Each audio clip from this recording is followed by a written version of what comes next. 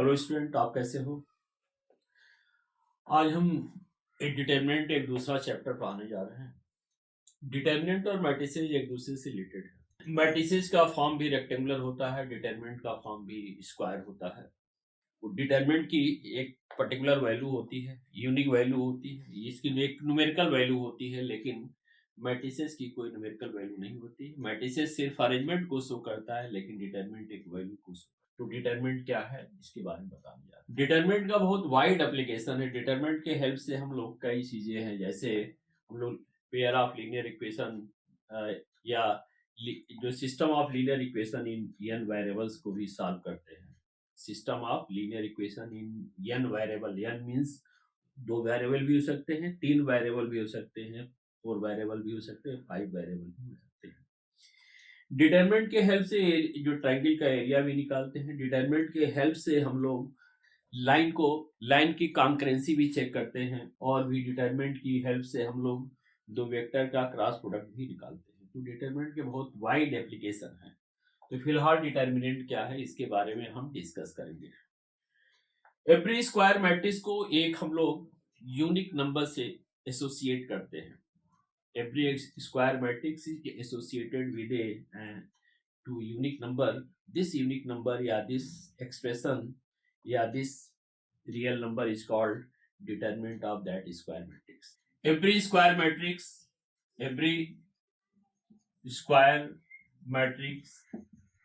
मान लेते हैं A है, ठीक, is associated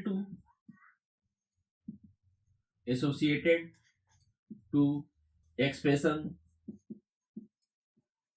और नंबर का मतलब रियल नंबर भी हो सकता है या इमेजिन या कॉम्प्लेक्स नंबर भी हो सकता है, रियल और कॉम्प्लेक्स नंबर, ठीक। Which is known as determinant of A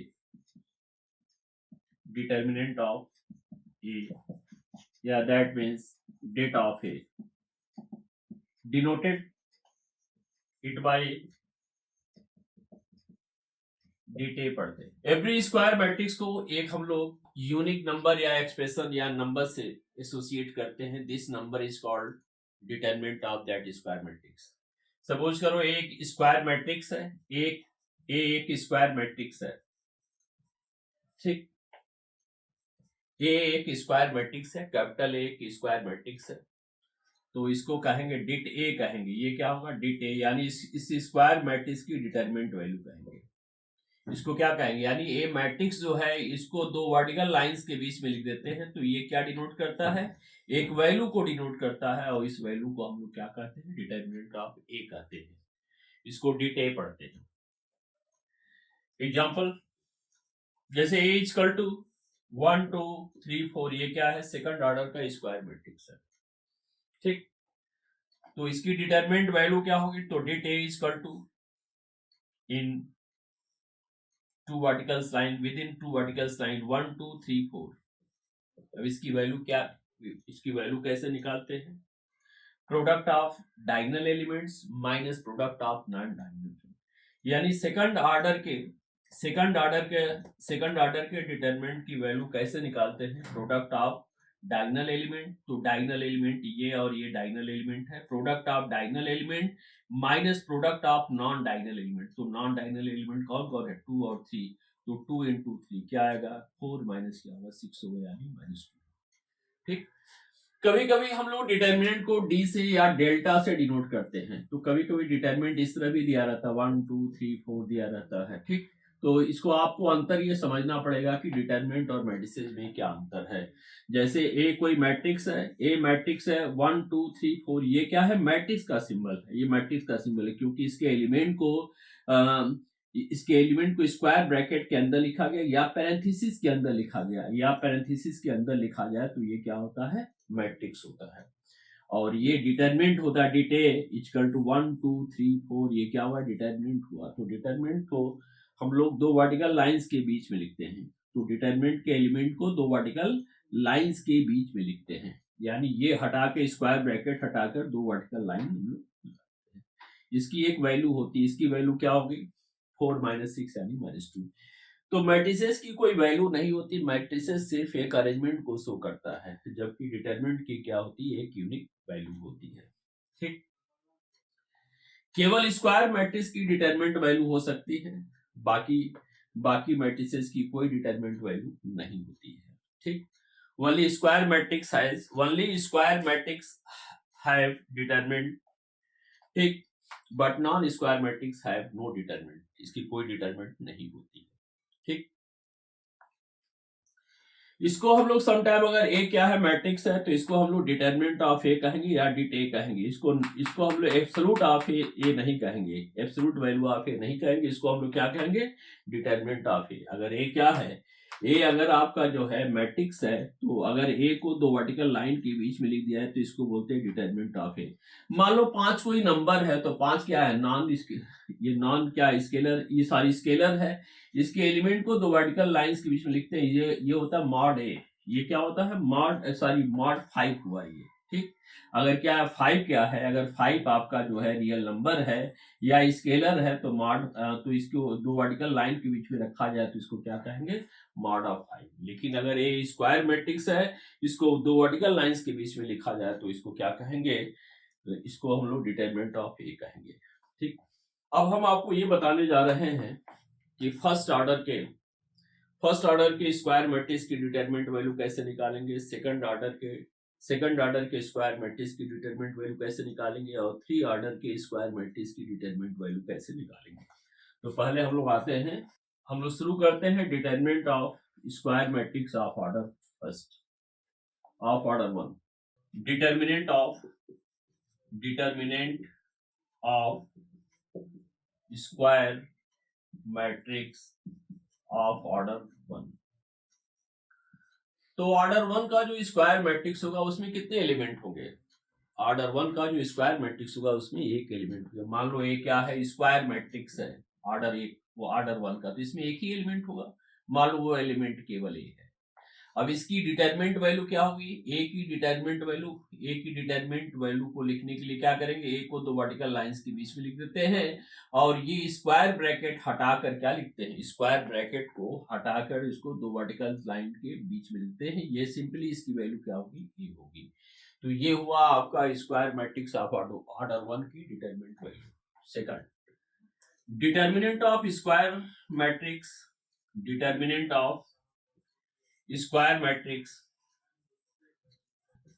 of order 2 के स्क्वायर मैट्रिक्स की डिटरमिनेंट वैल्यू क्या होगी। सपोज करो ए क्या है, सेकंड ऑर्डर का एक स्क्वायर मैट्रिक्स है, 1 2 3 4। अब डिट ए क्या होगा, यानी इसकी डिटरमिनेंट वैल्यू 1 2 3 4। तो सेकंड ऑर्डर के स्क्वायर मैट्रिक्स की डिटरमिनेंट वैल्यू कैसे निकालते हैं, प्रोडक्ट ऑफ क्या होता है, diagonal element, product of diagonal element, यानी डायगोनल एलिमेंट का प्रोडक्ट। ये डायगोनल होते हैं, डायगोनल इसको बोलते हैं, ये डायगोनल नहीं होते हैं, ये डायगोनल होते हैं। तो product of diagonal elements, diagonal में कितने एलिमेंट्स हैं, 2, 1 और 4। तो product of diagonal elements minus product of non diagonal elements. तो नॉन डायगोनल एलिमेंट्स कौन कौन है, ये 2 और 3, 2 into 3 क्या आएगा इसका, 4 - 6 या क्या होगा, -2। तो इस तरह से सेकंड ऑर्डर के स्क्वायर मैट्रिक्स की डिटरमिनेंट वैल्यू इस तरह से निकालते हैं, product of diagonal elements minus product of non diagonal. अब आते हैं हम लोग इस पे, डिटरमिनेंट ऑफ स्क्वायर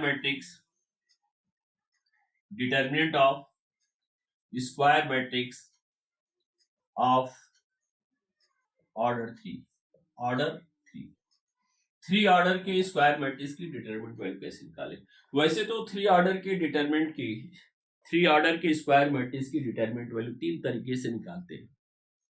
ठीक, 3 ऑर्डर के स्क्वायर मैट्रिक्स की डिटरमिनेंट वैल्यू 3 तरीके से निकाले, यानी 3 तरीके से, यानी 3 मेथड से निकालते हैं। एक होता है एक्सपेंशन ऑफ डिटरमिनेंट, सेकंड होता है सारस मेथड, तीसरा होता है कोफैक्टर मेथड। एक क्या होता है, expansion of determinant along any row और any column. Expansion of determinant यानी जो डिटरमिनेंट को एक्सपेंड करके उसकी वैल्यू निकालते हैं, उसको एक्सपेंशन ऑफ डिटरमिनेंट कहते हैं। किसी रो या किसी कॉलम के अलोंग उसको एक्सपेंड करके उसकी वैल्यू निकाली जाती है। तो किसी रो या किसी कॉलम के अलोंग एक्सपेंड करके उसकी वैल्यू कैसे निकाली जाती है, वो इसमें क्या करते हैं, किसी एक रो के अलांग उसको एक्सपेंड करते हैं। जब किसी एक रो के अलांग एक्सपेंड करते हैं तो वो सेकंड ऑर्डर के डिटरमिनेंट के टर्म में कन्वर्ट हो जाता है, फिर एक एक की हम लोग वैल्यू निकालते हैं। तो इस तरह से पूरे जो है पूरे पूरे डिटरमिनेंट की वैल्यू आपकी निकल जाती है।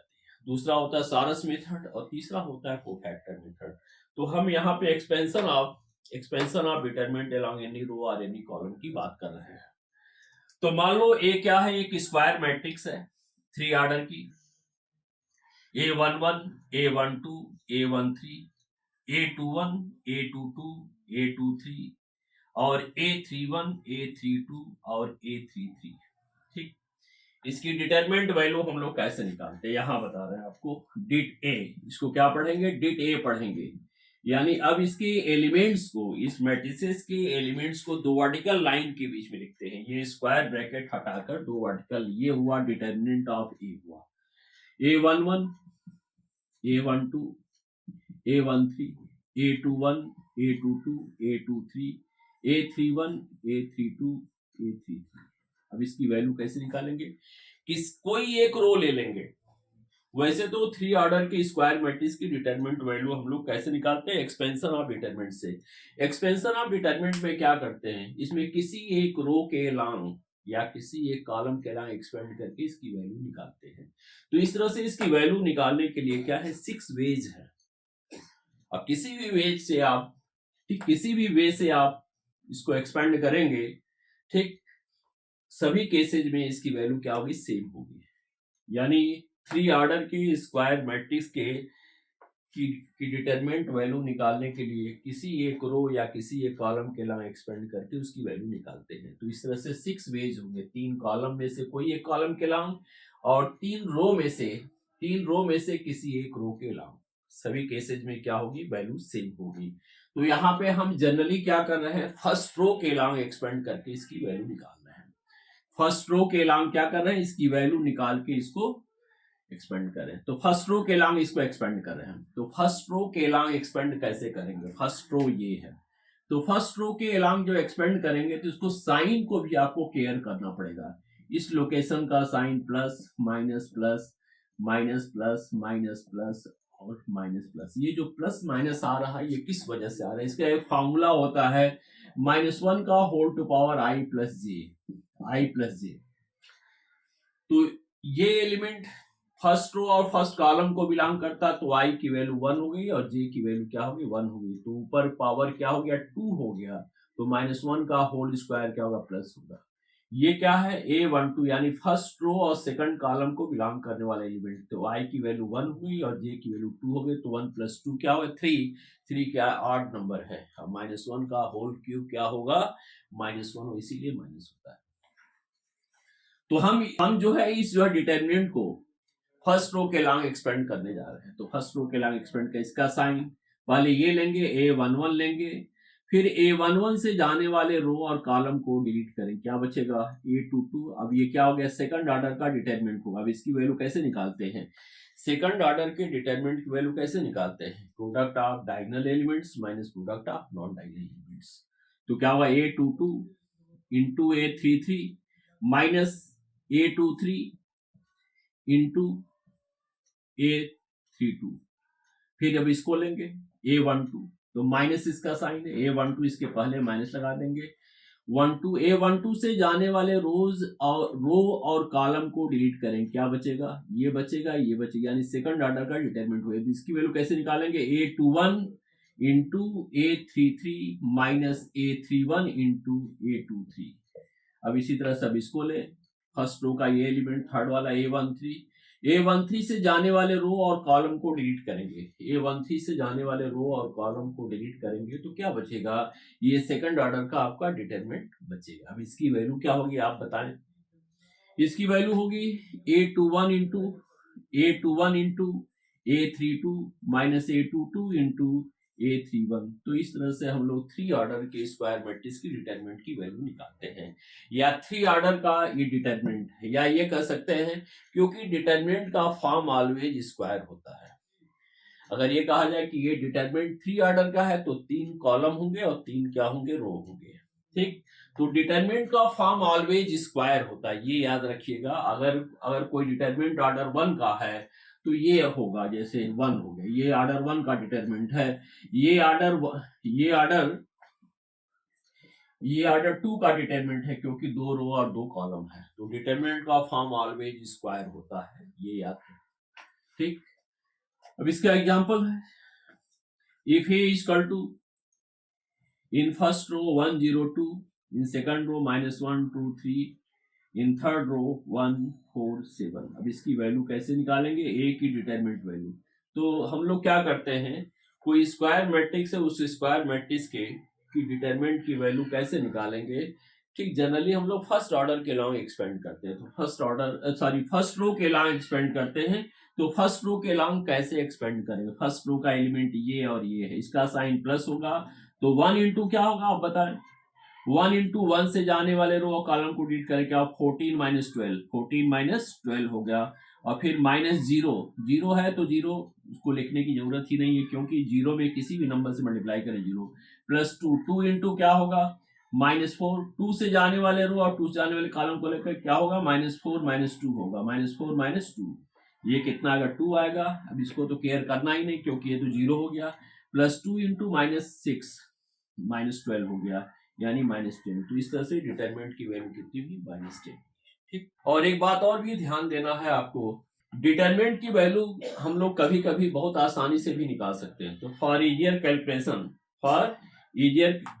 Calculation we will expand the determinant along that row and that column in which number of zeros are maximum. यानी डिटरमिनेंट को उस रो या उस कॉलम के लॉन्ग एक्सपेंड करना चाहिए जिसमें नंबर ऑफ जीरोज ज्यादा हो, तो इससे क्या होगा, कैलकुलेशन में आसानी हो जाती है। ठीक, for easier calculation we will expand the determinant along that row और that column in which maximum number of zero, ठीक, which contain maximum number of zero, यानी वो रो या वो कॉलम में क्या हो, मैक्सिमम नंबर ऑफ जीरो।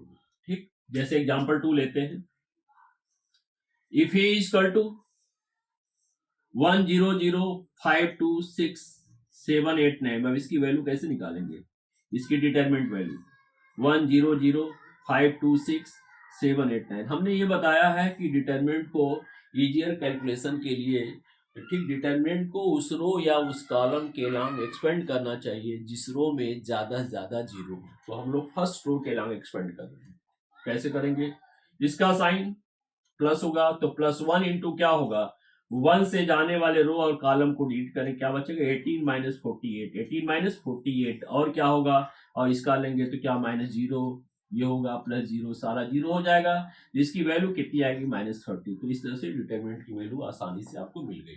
ठीक, तो ये समझ में आ गया कि डिटरमिनेंट को उस रो या उस कॉलम के लॉन्ग एक्सपेंड करना चाहिए जिसमें नंबर ऑफ जीरो जो है ज्यादा है।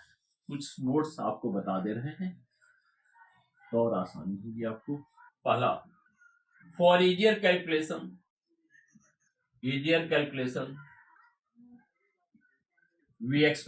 we will expand the determinant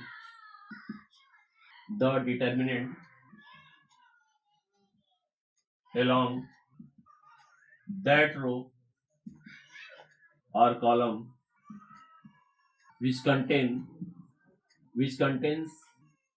maximum number of zero।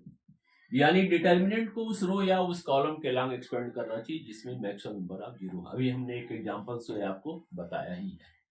Second, if A and B are matrices of square matrices of same order, square matrices of same order, यानी ये दोनों सेम ऑर्डर के square matrix हैं, then det of A B equal to det A into det B. ठीक, इसका मतलब क्या हुआ, determinant of product of two square matrices of same order is equal to क्या होता है, प्रोडक्ट ऑफ देयर डिटरमिनेंट, यानी डिट ए बी को क्या लिखेंगे, डिट ए इंटू डिट बी लिखेंगे। Third, if A is a square matrix of order 4, order n मान लेते हैं, n का मतलब यहां कुछ भी हो सकता है, n मींस क्या हुआ, n मीन्स यहाँ पे 2 भी हो सकता है, या 4 या 3 हो सकता है, या 4 हो सकता है, या सो ऑन कुछ भी हो सकता है। ये क्या है, n ऑर्डर का एक स्क्वायर मैट्रिसेस है, और n का मतलब क्या हुआ, 2 भी हो सकता है, 2 भी हो सकता है, या 3 भी हो सकता है, या 4 भी हो सकता है। And k is any scalar, k क्या है, स्केलर है, k स्केलर, स्केलर का मतलब नॉन स्क्वायर क्या है, नॉन मैट्रिक्स है। स्केलर मीन्स क्या हो, नॉन मैट्रिक्स हो। स्केलर मीन्स होता है कांस्टेंट या रियल नंबर।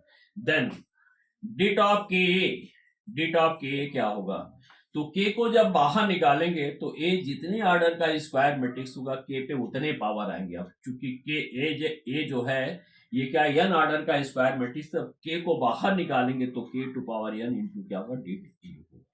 ठीक, ये क्लियर हो गया। एग्जाम्पल,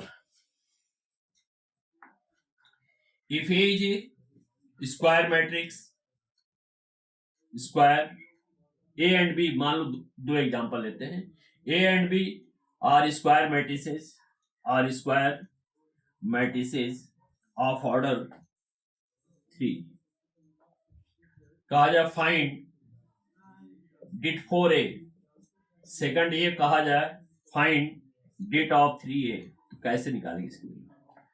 तो पहले जो है डिट ऑफ 4a की वैल्यू क्या होगी, 4 को बाहर निकालेंगे तो 4 को बाहर निकालेंगे तो क्या होगा, 4 पे उतना पावर आएगा जितने ऑर्डर का एक स्क्वायर मैट्रिक्स है। एक ऑर्डर क्या है, एक ऑर्डर 3 है, तो 4 को बाहर निकालेंगे तो 4 पे पावर 3 होगा इंटू dt होगा, यानी 64 इंटू dt के बराबर होगा। ठीक, दूसरा डिट ऑफ 3ab, इसमें भी 3 को बाहर निकाल दो, 3 को बाहर निकालेंगे तो 3 क्या, देखो यहाँ ए बी जो है, ए बी का ऑर्डर भी क्या होगा, ए और बी क्या है, दोनों सेम ऑर्डर के स्क्वायर मैट्रिसेस हैं। इसका ऑर्डर के 3 है, इसका भी ऑर्डर 3 है, तो ए इंटू बी, ए को बी से मल्टीप्लाई करेंगे उसका भी ऑर्डर क्या होगा, 3 होगा। तो ए बी को एक सिंगल मैट्रिक्स मानो, ये क्या है, 3 ऑर्डर का स्क्वायर मैट्रिक्स है और ये स्केलर है, तो स्केलर को जब बाहर निकालेंगे तो स्केलर पे उतना पावर आएगा जितने ऑर्डर का ये क्या है, उतना पावर आएगा जितना इसका ऑर्डर होगा। तो ए बी का ऑर्डर 3 है, तो क्या हुआ, क्या होगा, 3 क्यूब डिट ऑफ ए बी, तो डिट ऑफ ए बी को हम लोग क्या लिखेंगे, डिट ए इंटू डिट बी लिखेंगे। ये यहाँ पे देखो इसको लिखेंगे 3 cube into det of A B लिखेंगे, और डिट ऑफ ए बी के प्लेस पे क्या लिखेंगे, डिट ए इंटू डिट बी लिखेंगे। ठीक है, अब कुछ क्वेश्चन इस पे बेस हम आपको बता रहे हैं, कुछ क्वेश्चन इस पे बेस बता रहे हैं।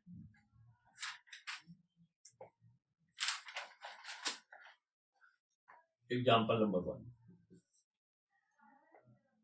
पहला तो ये इवेलुएट करना है, इवेलुएट 3 minus 1 minus 2 1 minus 2 4 5 6 4 5 6, इसको आप सॉल्व करें।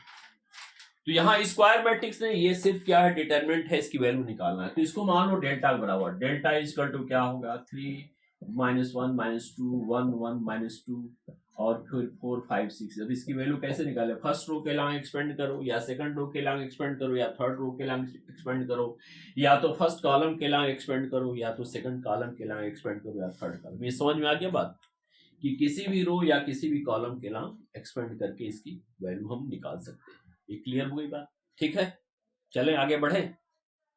चलो, तो फर्स्ट रो के लॉन्ग इसको एक्सपेंड करके इसकी वैल्यू निकालते हैं। तो ये एलिमेंट इसका साइन क्या होता है, प्लस होता है, तो 3 इंटू क्या होगा, 3 से जाने वाले रो कॉलम को, तो क्या होगा 6 माइनस माइनस 10, 6 प्लस 10, और इसका साइन माइनस होता है तो माइनस ही है, और फिर -1 तो +1 हो जाएगा, फिर -1 से जाने वाले रो और कॉलम को डिलीट करें, क्या होगा 6 माइनस -8, 6 माइनस -8, ये देखो -1 से जाने वाला रो ये है, कॉलम ये है, तो ये बचेगा 1 4 -2 6। तो ये क्या हो गया, सेकंड ऑर्डर का डिटरमिनेंट हो गया। तो क्या होगा, ये product of diagonal elements minus product of non diagonal, तो इसका प्रोडक्ट 6 है, इसका प्रोडक्ट -8 है, तो 6 माइनस -8 यानी 6 प्लस 8, और फिर क्या होगा, इसका साइन प्लस होगा तो प्लस इंटू -2 यानी -2 होगा, फिर -2 से जाने वाले रो और कॉलम को क्या होगा 5 - 4। अब इसकी वैल्यू निकाल लें, इसकी वैल्यू क्या होगी, 3 into 16 plus 14 -2 into 1, 48 plus 14 -2, 46 plus 14 यानी कितना हो 60, इसकी वैल्यू कितनी होगी 60 है। ठीक, ये क्लियर हो गया। चलिए फिर आगे बढ़ते हैं हम लोग। Example second. If x2 18x is equal to 6 to 18 6, find x. कभी कभी बच्चे जो है इसको मैट्रिसेस समझ लेते हैं कि दो मैट्रिसेस इक्वल है तो x की वैल्यू 6 होगी। ऐसी गलती मत करना। ये क्या है? डिटरमिनेंट है, क्योंकि यहाँ दो वर्टिकल लाइंस के बीच में लिखा है। तो ये डिटरमिनेंट है, ये इसकी एक वैल्यू होती, इसकी वैल्यू होती, तो पहले इसकी वैल्यू निकाल लो और इसकी वैल्यू निकालो, दोनों की इक्वेट कर सॉल्व कर दो, ये इक्वेशन हो जाएगा। इसकी वैल्यू कैसे निकालेंगे? ये क्या है? सेकंड ऑर्डर का डिटरमिनेंट। वैल्यू कैसे निकालेंगे? Product of diagonal element, X square minus 36, ये क्या होगा? 36 माइनस 36, तो X square minus 36 is equal to 0। तो X square is equal to 36, तो एक्स की वैल्यू आप 6 नहीं लिखेंगे, प्लस माइनस 6 लिखेंगे। तो इस तरह एक्स की वैल्यू कितनी आई? प्लस माइनस 6 आई। तो इस तरह से हम लोग इस टाइप के क्वेश्चन को इस तरह से हम लोग सॉल्व करते हैं। नेक्स्ट, इसको नोट कर लो भाई। इसके बाद से हम अगले टॉपिक माइनर पे आते हैं। माइनर और कोफैक्टर क्या होता है? पहले माइनर और कोफैक्टर्स के बारे में बता देते हैं आपसे। माइनस क्या होता है? माइनर मैट्रिसेस के, स्क्वायर मैट्रिसेस के एलिमेंट का जो माइनर होता है, ठीक, मान लो 3 ऑर्डर का स्क्वायर मैट्रिक्स है, 3 ऑर्डर का स्क्वायर मैट्रिक्स है, तो उसके एलिमेंट का जो माइनर होगा सेकंड ऑर्डर का स्क्वायर मैट्रिक्स, सेकंड ऑर्डर का डिटरमिनेंट होगा। ठीक, 3 ऑर्डर का कोई स्क्वायर मैट्रिक्स है तो उसके एलिमेंट का माइनर क्या होगा? सेकंड ऑर्डर का डिटरमिनेंट होगा। ठीक, जैसे मान लो यहां लिख लेते हैं माइनर क्या होगा। जैसे ये स्क्वायर मैट्रिक्स है, या मान लो ये डेल्टा इक्वल टू, ये डिटरमिनेंट है 1 2 3 4 5 6 7 2 -1। ठीक, तो डिटरमिनेंट के एलिमेंट का माइनर क्या होता है? तो डिटरमिनेंट के हर एक एलिमेंट का माइनर होगा, इसका माइनर होगा, इसका माइनर होगा, इसका माइनर होगा, इसका माइनर होगा, इसका माइनर, इसका minor.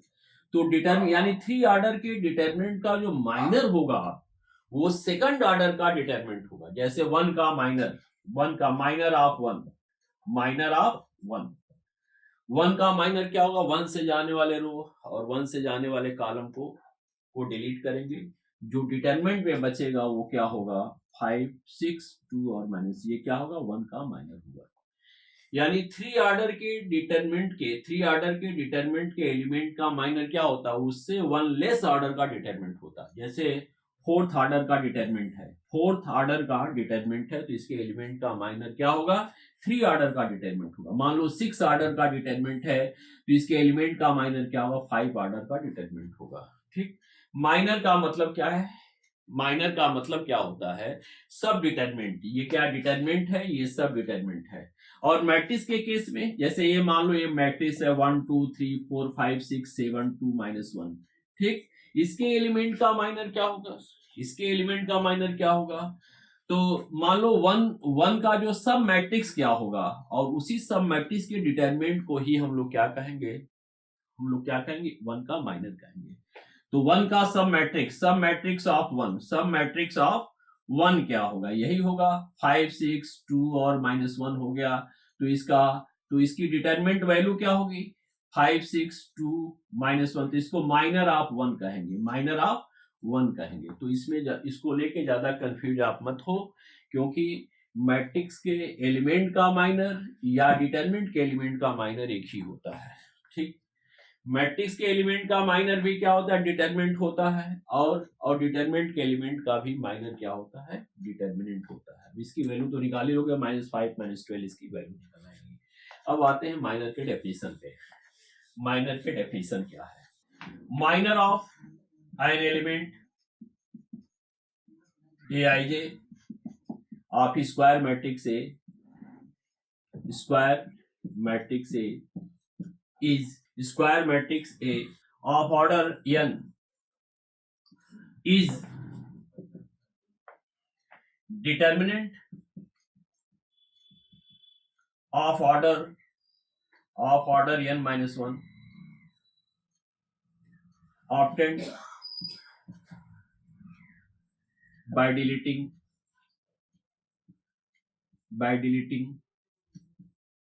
that rows or column, that row or and column in which that element lie, in which element lie, यानी जिस एलिमेंट का माइनर निकालना है उस एलिमेंट से जाने वाले रो और जाने वाले कॉलम को डिलीट करने पे जो डिटरमिनेंट बचेगा वही उस एलिमेंट का माइनर होगा। ये समझ आ गया। तो डिटरमिनेंट के किसी एलिमेंट का माइनर निकालना हो या मैट्रिक्स के किसी एलिमेंट का माइनर निकालना है तो उस एलिमेंट से जाने वाले रो और उस एलिमेंट से जाने वाले कॉलम को डिलीट करने पे जो डिटरमिनेंट बचेगा वही डिटरमिनेंट की वैल्यू जो है या वही डिटरमिनेंट का उस एलिमेंट का माइनर होगा। Minor of A I J is denoted by capital M I J, यानी माइनर को यम से डिनोट करते हैं। एक एग्जांपल के थ्रू इसको और अच्छी तरह से आपको समझा देते हैं। ए इजकल टू 1 0 5 6 7 8 9 -1 -2। अब हमें क्या फाइंड करना है? Find minor of element of first row, minor of elements of first row, first row के एलिमेंट का माइनर हमें फाइंड करना है। चलो भाई, फर्स्ट रो के एलिमेंट का माइनर कैसे फाइंड करें? तो फर्स्ट रो पहले हम लोग कहाँ है? फर्स्ट रो ये है, तो इसके एलिमेंट 3 है, तो इन तीनों का माइनर लिखना है। चूंकि ये एलिमेंट 1 का माइनर ऑफ 1 का माइनर 1 कहाँ लाई करता है? फर्स्ट रो और फर्स्ट कॉलम में। तो माइनर ऑफ 1 को हम लोग का नोटेशन ये होगा M11 होगा, ठीक, क्योंकि ये फर्स्ट रो फर्स्ट कॉलम को बिलोंग करता है। M11 क्या होगा? वही फर्स्ट रो फर्स्ट कॉलम को डिलीट करो, क्या बचेगा? 7 8 और क्या -1 2, कितनी वैल्यू होगी? -14 माइनस क्या होगा? +8, यानी कितना? -6 होगी। अब माइनर ऑफ 0 क्या होगा? माइनर ऑफ 0 का नोटेशन क्या होगा? M12, और M12 का मतलब यहाँ साइन नहीं लगाना भाई, माइनर केवल लिखना है। M12 क्या होगा? फर्स्ट रो और सेकंड कॉलम को डिलीट करो, क्या होगा? 6 8 9 -2, क्या होगा? -12 -72, यानी कितना आएगा? 12 -72 कितना आएगा? -84। अब इसी तरह से 5 का माइनर क्या होगा? माइनर ऑफ 5, इसको M13 लिखेंगे क्योंकि ये फर्स्ट रो और थर्ड कॉलम को बिलोंग करता है। M13 क्या होगा? फर्स्ट रो और थर्ड कॉलम को डिलीट करेंगे, 6 7 और 9 -1 होगा, -6 -63 कितना आएगा? -69। तो इस तरह से फर्स्ट रो के एलिमेंट का माइनर इस तरह से निकालेंगे। समझ में आ गया कि फर्स्ट रो के एलिमेंट का माइनर कैसे निकालेंगे? तो पहले हम ये चेक करेंगे फर्स्ट रो में कौन कौन एलिमेंट है। 1 है, तो 1 का माइनर क्या लिखेंगे? M11 लिखेंगे। तो फर्स्ट रो और फर्स्ट कॉलम को डिलीट करेंगे, तो जो डिटरमिनेंट बचेगा उसकी वैल्यू निकालेंगे, वो माइनर हो जाएगा। फिर 0 का माइनर क्या होगा? 0 का माइनर को क्या लिखेंगे? M12, क्योंकि ये फर्स्ट रो सेकंड कॉलम को बिलोंग करता है, इसके माइनर को M12 लिखेंगे।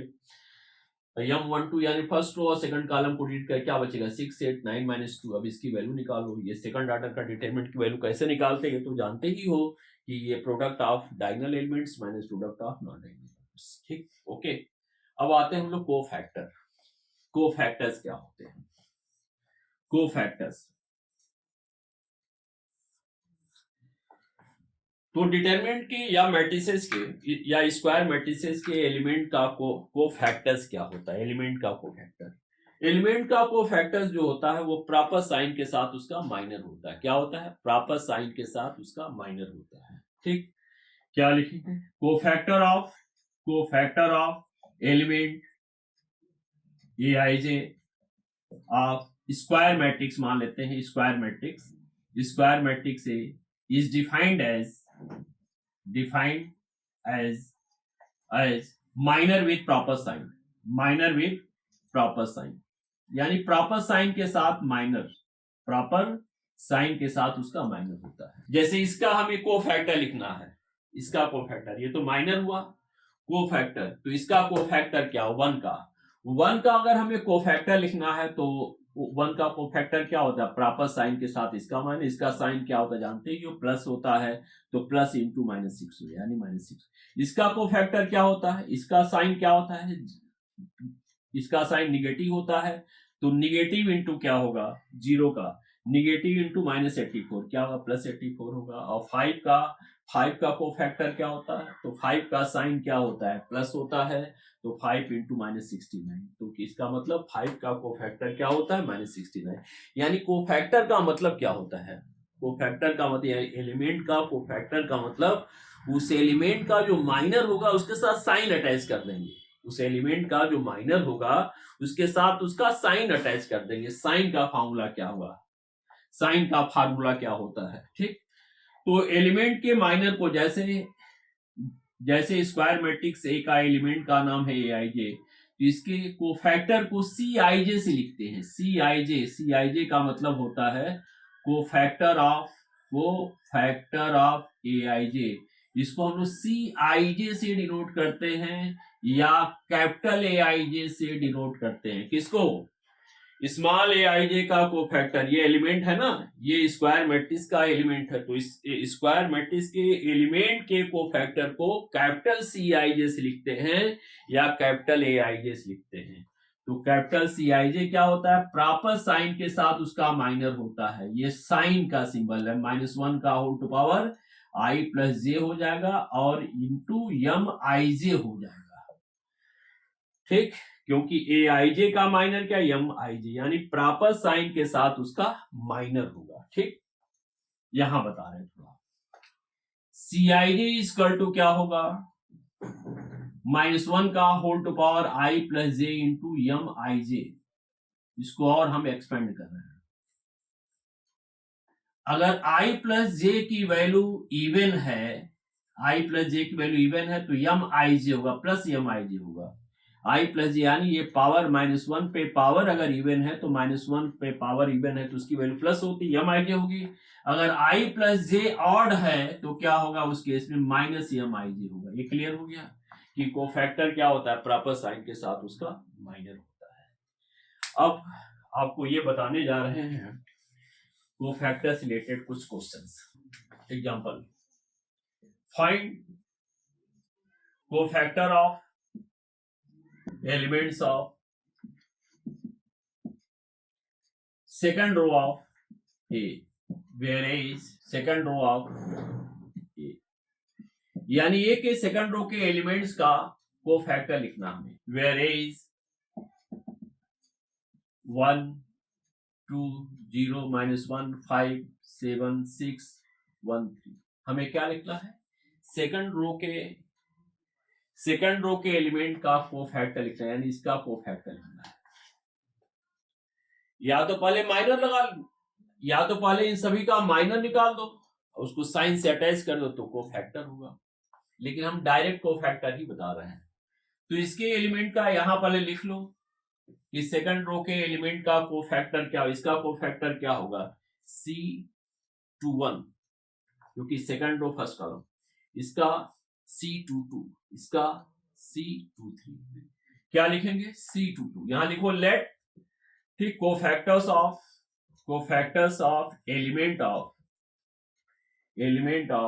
Elements of second row of A B, क्या मान लेंगे, C11 भी कह सकते हैं, A11 भी कह सकते, सॉरी C21 भी कह सकते हैं और A21 भी कह सकते हैं, ठीक। तो C21 ले लो, C21 C22 एंड C23, ठीक। C21 क्या होगा, इसका साइन क्या होगा बता सकते हैं, यानी इस एलिमेंट का साइन माइनस होगा, क्योंकि 2 + 1, यहां देखो आई की वैल्यू 2 है और जे की वैल्यू 1 है, तो 2 + 1 3 होगा, तो यानी क्या ऑड है, इसलिए क्या माइनस एम आई है, तो -M21 होगा। और M21 की वैल्यू क्या होगी, सेकंड रो और फर्स्ट कॉलम, सेकंड रो और फर्स्ट कॉलम क्या होगा 2013 कितना होगा 2013, क्या आएगा 6 आएगा, -6। C22 कितना, अब आप डायरेक्ट निकालो, अब आप क्या निकालो, डायरेक्टली निकालो। तो डायरेक्टली कैसे निकले, इसका साइन क्या प्लस होगा, सेकंड रो सेकंड कॉलम को डिलीट करो, सेकंड रो और सेकंड कॉलम 1063, तो 3 - 0 यानी 3 होगा, ठीक। या हम लिख देते हैं आपको, सेकंड रो और सेकंड कॉलम को क्या हो जाएगा 1063, कितना आएगा वैल्यू 3 - 0 यानी 3 होगा। C23 कितना होगा, C23 क्या होगा? C23 का साइन क्या होगा? माइनस होगा। अब क्या होगा इसका? माइनर क्या होगा 7 का? 7 से जाने वाले रो और कॉलम को डिलीट करें, क्या 1261 होगा? 1261 होगा। कितना आएगा? 1 माइनस माइनस तो है पहले से, 1 माइनस 12 यानी -11 यानी +11। तो इस तरह से ये क्या निकल आया? सेकंड रो के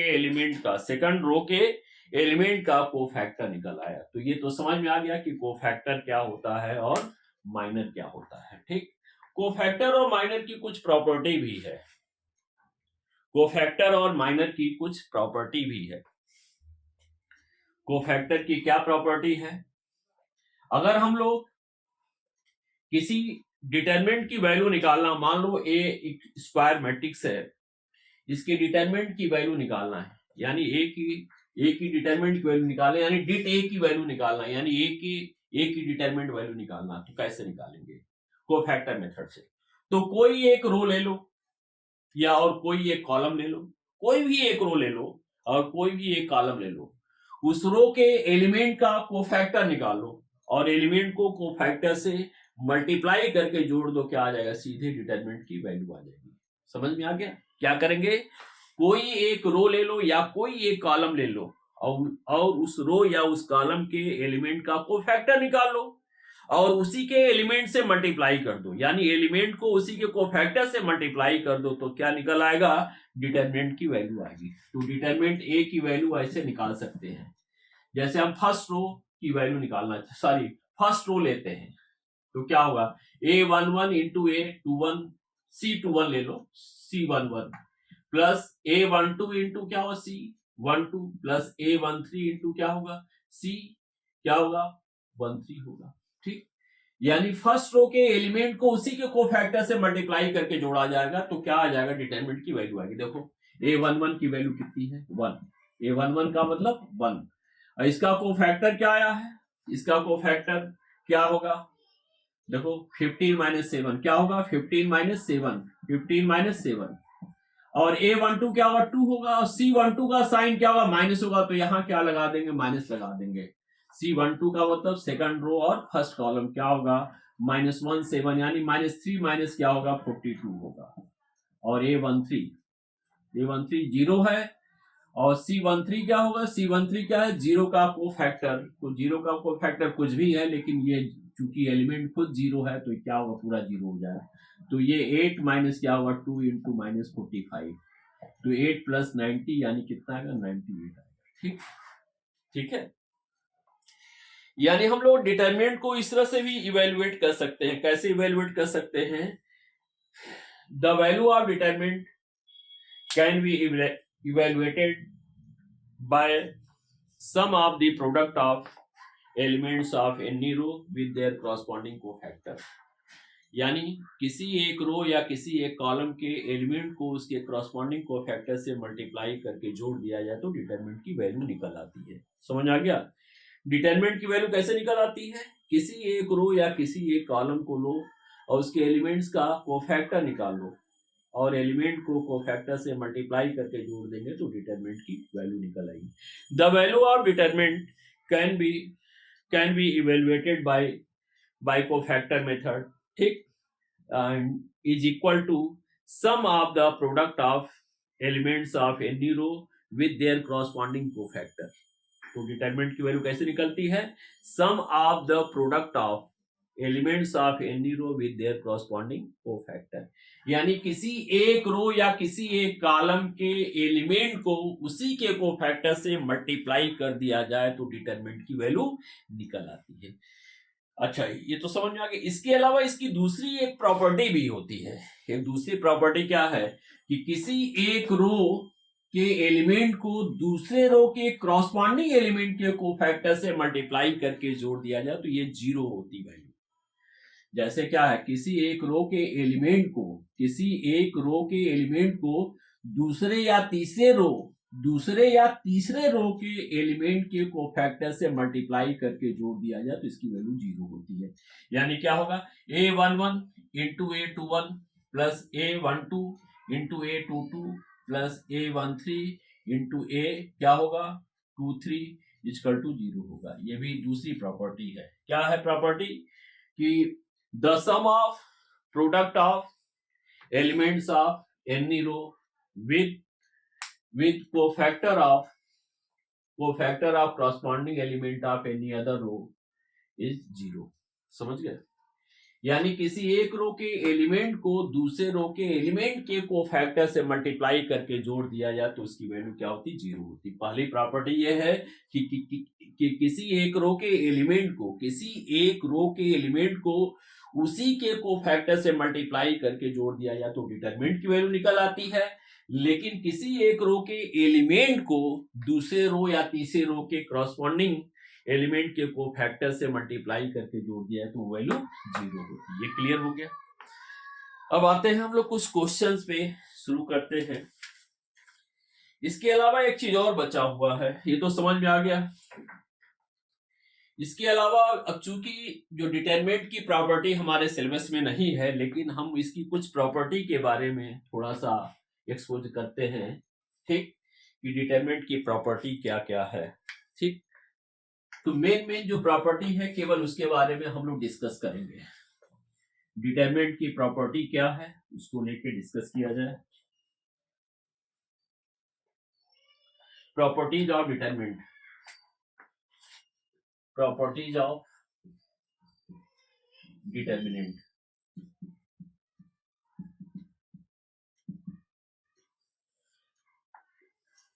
जो डिटरमिनेंट की प्रॉपर्टी होती है वो डिटरमिनेंट को इवैल्यूएट करने के लिए एक टूल्स का काम करती है। क्या करती है? डिटरमिनेंट्स को इवैल्यूएट करने के लिए एक टूल्स का काम करती है। डिटरमिनेंट की जो प्रॉपर्टी है वो डिटरमिनेंट्स को इवैल्यूएट करने के लिए क्या करती है? टूल्स का काम करती है। कभी कभी इसके हेल्प से डायरेक्टली क्वेश्चन हम लोग सॉल्व कर सकते हैं। इसके हेल्प से कभी कभी हम लोग डायरेक्टली क्वेश्चन सॉल्व कर सकते हैं। तो एक तरह से ये जो प्रॉपर्टी है ये डिटरमिनेंट को इवैल्यूएट करने के लिए, यानी उसकी वैल्यू निकालने के लिए टूल्स का काम करती है, औजार के काम करती है। ठीक, यानी एक तरह से नट और बोल्ट्स होते हैं, नट और बोल्ट्स होते हैं इसके, यानी इसके हेल्प से जो है ये, यानी प्रॉपर्टी के हेल्प से हम लोग डिटरमिनेंट की वैल्यू बहुत आसानी से निकाल सकते हैं। जैसे एक बता, अगर किसी डिटरमिनेंट के किसी एक रो के सभी एलिमेंट 0 हैं तो डिटरमिनेंट की वैल्यू क्या होती है? 0 होती है। ठीक, if all element of any row और any column are zeros then value of determinant is 0। यानी डिटरमिनेंट के किसी एक रो या किसी एक कॉलम के, यानी जो रो पे लागू होता है, डिटरमिनेंट में एक खास बात है प्रॉपर्टी, जो रो पे लागू होता है वही कॉलम पे लागू होता है। तो किसी एक रो के एलिमेंट को, कोई एक रो के सारे एलिमेंट या किसी एक कॉलम के सभी एलिमेंट 0 हैं तो डिटरमिनेंट की वैल्यू 0 होती है। दूसरा लिख दे रहे हैं, if all elements of any row और column are 0 then value of determinant is 0। ठीक, ये क्लियर हो गया। Second property,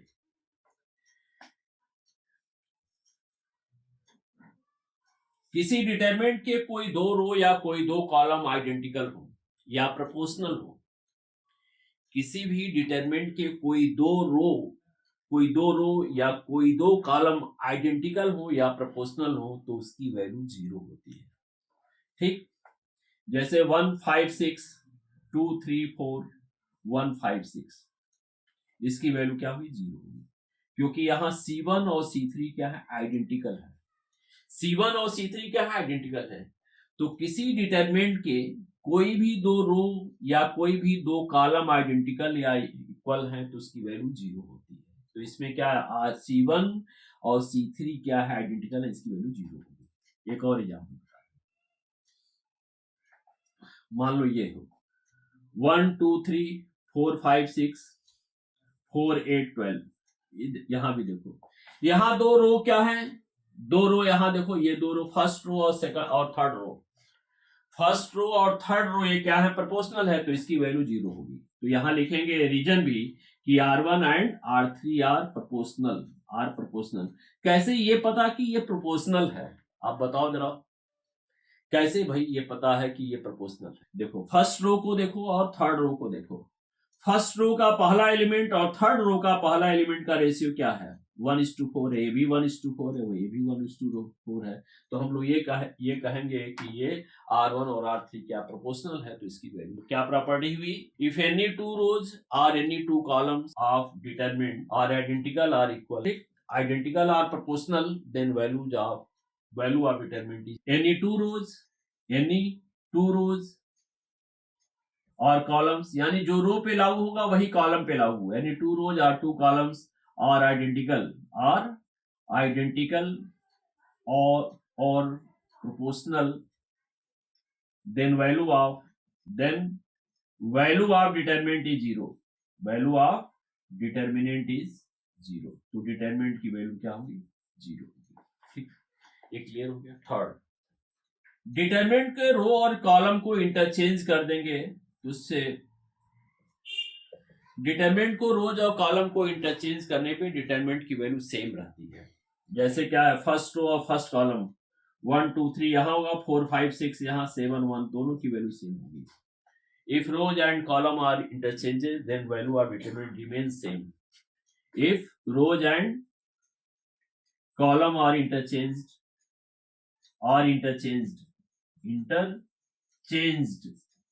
then value of determinant remains same क्या होती, सेम रहती है। ये तीन प्रॉपर्टी क्लियर हो गया। पहली प्रॉपर्टी क्या है कि अगर किसी डिटरमिनेंट के सभी एलिमेंट जीरो हैं, किसी एक रो के सभी एलिमेंट जीरो हैं, किसी एक रो या किसी एक कॉलम के सभी एलिमेंट जीरो हैं, तो डिटरमिनेंट की वैल्यू जीरो होती है। कोई दो कॉलम या दो रो आइडेंटिकल या प्रोपोर्शनल है तो इसकी वैल्यू जीरो होती है। डिटरमिनेंट के रोज और कॉलम को इंटरचेंज करने पे जो डिटरमिनेंट होगा उसकी वैल्यू क्या होगी, सेम होगी। ये जो हमने बताया थर्ड वाली प्रॉपर्टी वो इस तरह से भी है। क्या है ये, det of transpose of A equal to det of A. Det of transpose of A क्या है, det of transpose of A equal to क्या होगा, डिट ऑफ ए। ठीक, फोर्थ प्रॉपर्टी इसकी देखिए। मान लो ए एक स्क्वायर मैट्रिक्स है 1 2 3 4 5 6 1 2 3। ठीक, तो किसी भी डिटरमिनेंट को जैसे मान लिया जाए कि डिटरमिनेंट का एग्जांपल लेते हैं 4 1 2 3 4 5 6 7 8 9। इसको हटाकर इसको डेल्टा लिख देते हैं, 4 डेल्टा की वैल्यू। डिटरमिनेंट में अगर किसी बाहर से अगर हम लोग मल्टीप्लाई करते हैं, बाहर का मतलब डिटरमिनेंट को किसी रियल नंबर से मल्टीप्लाई करते हैं, डिटरमिनेंट को किसी रियल नंबर से मल्टीप्लाई करते हैं, तो इस मल्टीप्लीकेशन का यूज जो है किसी एक रो या किसी एक कॉलम में होता है।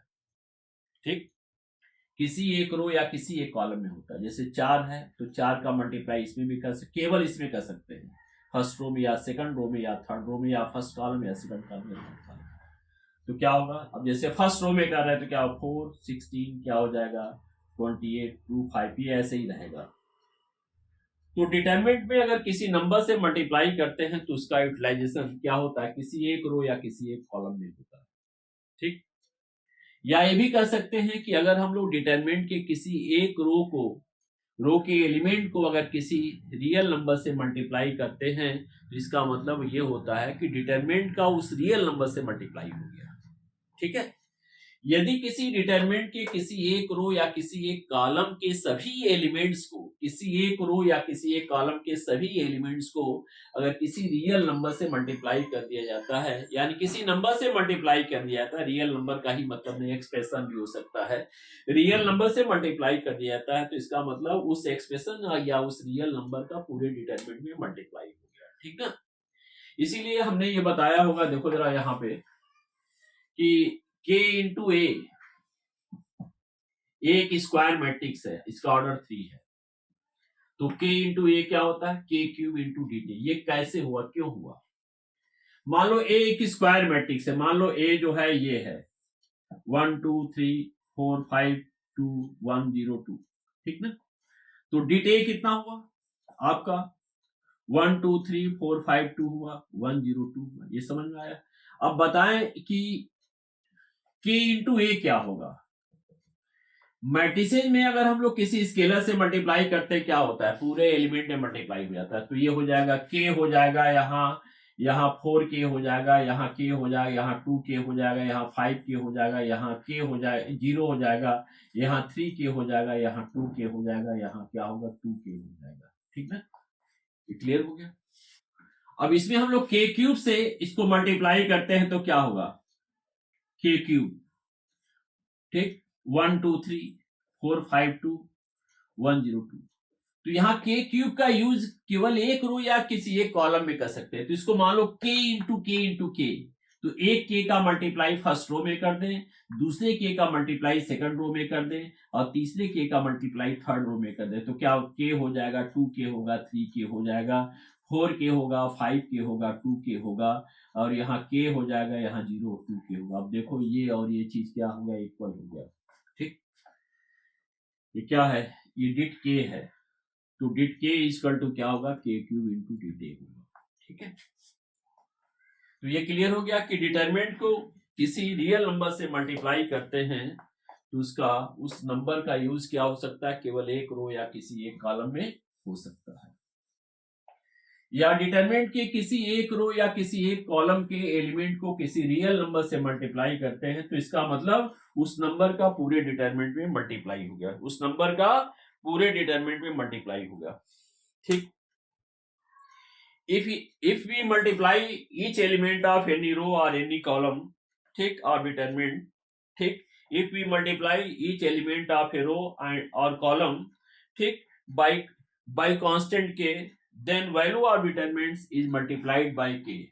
यानी इसका मतलब डिटरमिनेंट की वैल्यू क्या होगी, k से मल्टीप्लाई होगी। इसके बाद से पांचवी प्रॉपर्टी, अगर कोई डिटरमिनेंट जो है, किसी डिटरमिनेंट में कोई एक रो या कोई एक कॉलम के सभी एलिमेंट दो नंबर्स या दो से अधिक नंबर के टर्म्स में लिखे गए हैं, जैसे alpha 1 plus a1, alpha 2 plus a2, alpha 3 plus a3, और ये कुछ भी हो, b1 b2 b3 हो, और ये c1 c2 c3 हो। ठीक, if each element of any row or any column is sum of two or more terms, यानी कोई एक रो या कोई एक कॉलम के सभी एलिमेंट क्या हैं, सम ऑफ टू और मोर टर्म्स के फॉर्म में है, तो उस डिटरमिनेंट को दो या दो से अधिक डिटरमिनेंट के फॉर्म में, दो या दो से अधिक डिटरमिनेंट के सम के फॉर्म में लिखा जा सकता है। फिर से सुन लीजिए, यदि किसी डिटरमिनेंट के किसी एक रो या किसी एक कॉलम के सभी एलिमेंट दो या दो से अधिक नंबर के सम के फॉर्म में लिखे गए हैं, तो उस जो है डिटरमिनेंट को दो या दो से अधिक डिटरमिनेंट के सम के फॉर्म में लिखा जा सकता है।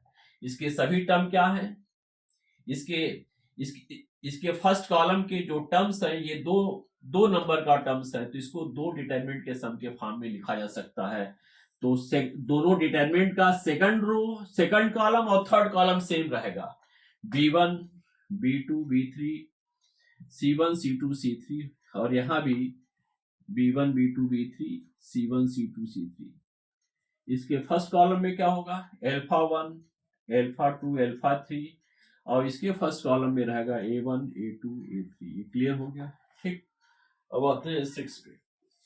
ठीक, ट्रायंगुलर मैट्रिक्स क्या होता है जानते हैं, ट्रायंगुलर मैट्रिक्स बताएं क्या होता है। उस स्क्वायर मैट्रिक्स को ट्रायंगुलर मैट्रिक्स कहते हैं जिसमें डायगोनल के अबव या बिलो सारे एलिमेंट्स जीरो होंगे।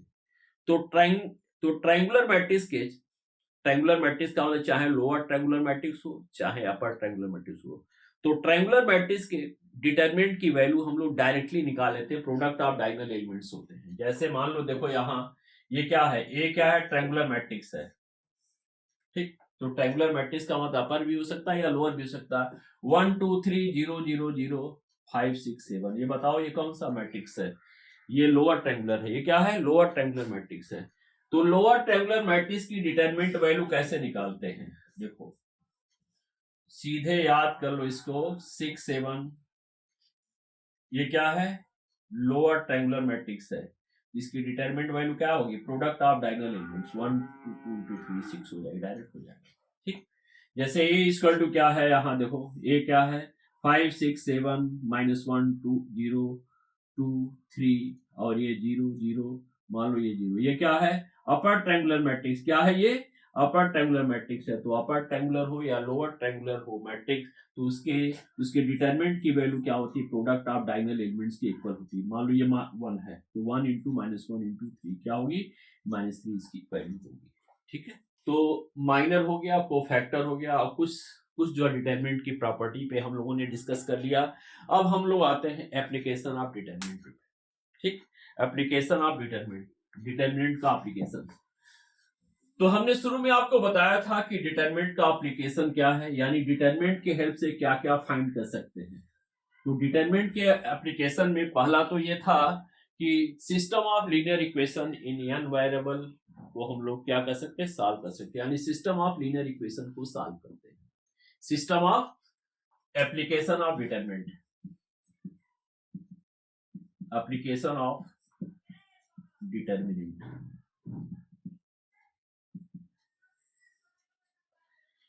ठीक, एप्लीकेशन ऑफ डिटरमिनेंट में यानी डिटरमिनेंट के क्या क्या यूजेस हैं इसके बारे में जानिए। तो पहले सॉल्विंग ये system of linear equation in n variable का मतलब या तो 2 वेरिएबल हो सकता है या 3 या 4 वेरिएबल्स हो सकते हैं। ठीक, तो सिस्टम ऑफ लीनियर इक्वेशन को सॉल्व किया जाता है। दूसरा, एरिया ऑफ ट्रायंगल फाइंड किया जाता है, यानी डिटरमिनेंट के हेल्प से क्या करते हैं, ट्रायंगल का एरिया फाइंड करते हैं, ट्रायंगल का एरिया फाइंड करते हैं। सॉरी, इसको हम लोग समटाइम क्रैमर रूल भी कहते हैं, क्रैमर्स रूल भी कहते हैं। यानी सिस्टम ऑफ लीनियर इक्वेशन को डिटरमिनेंट से फाइंड करने के मेथड को क्रैमर रूल्स कहते हैं। ये भी सिलेबस में नहीं है, ये आपके सिलेबस में है। एरिया ऑफ ट्रायंगल, तीसरा, यानी उस ट्रायंगल का एरिया निकालना जिसके वर्टिसेस गिवन हो x1 y1 x2 y2 और x3 y3, 2D हो, 2D प्लेन हो। ठीक, कोलिनियरिटी ऑफ पॉइंट को भी हम लोग चेक करते हैं कि 3 पॉइंट्स कोलिनियर नहीं, 3 पॉइंट्स कोलिनियर है कि नहीं, इसको भी डिटरमिनेंट मेथड से सॉल्व करते हैं। Equation of straight line passing through 2 points,